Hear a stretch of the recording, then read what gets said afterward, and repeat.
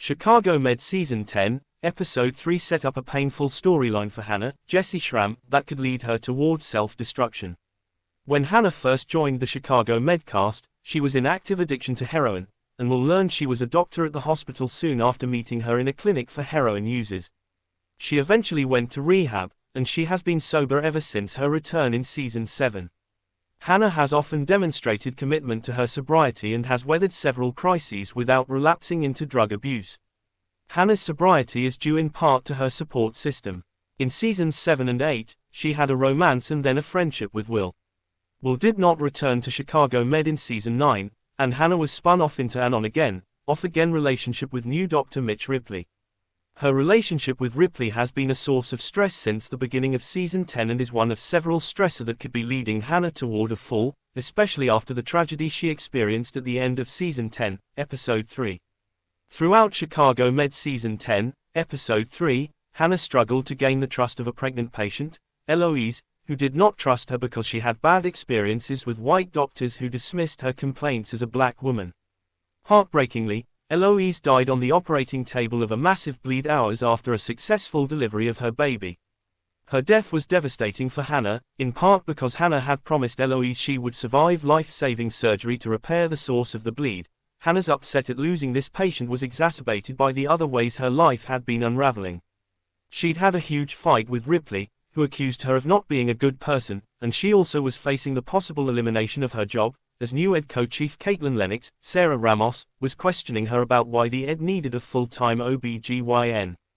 These stressors, combined with her guilt and self-blame over leaving Eloise's baby without a mother, led to Hannah breaking down in the OR after the other medical providers convinced her to stop trying to resuscitate Eloise. There have been previous occasions where Hannah was very stressed without turning to drugs, and in one instance, she was offended by the suggestion that she might relapse. However, those were cases in which she dealt with an isolated stressor such as a passionate disagreement with Archer about patient care.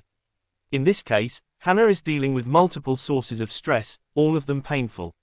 Furthermore, her feelings about Eloise's death include guilt and self-blame, both of which are powerful emotions that people often seek escape from. Hannah's emotions were running high both before and after Eloise's death.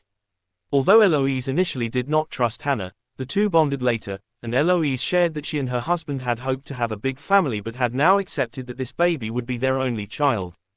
During that conversation, Eloise asked Hannah if Hannah wanted kids. Hannah's reply that in the past she didn't because she had made bad choices could have been foreshadowing of her potential relapse. Eloise's death was harder for Hannah to bear now that the two had bonded.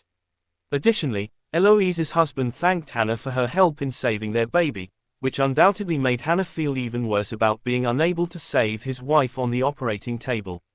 She also carries guilt over leaving baby Ruby without a mother and betraying her promise that Eloise would wake up after surgery and see her baby girl again. Thus, Hannah could turn to drugs to ease her sense that she is to blame for Eloise's death, especially given all the other stressors she is dealing with. Gaffney Medical Center is short-staffed at a time that Sharon is being pressured to lay people off, with Lennox questioning whether it's an efficient use of resources for the ED to have a full-time OB/GYN. It's likely that a relapse would put Hannah's job in jeopardy. Steven Weber's Dean Archer might also be the one who has to decide whether Hannah should be allowed to remain on staff given her condition.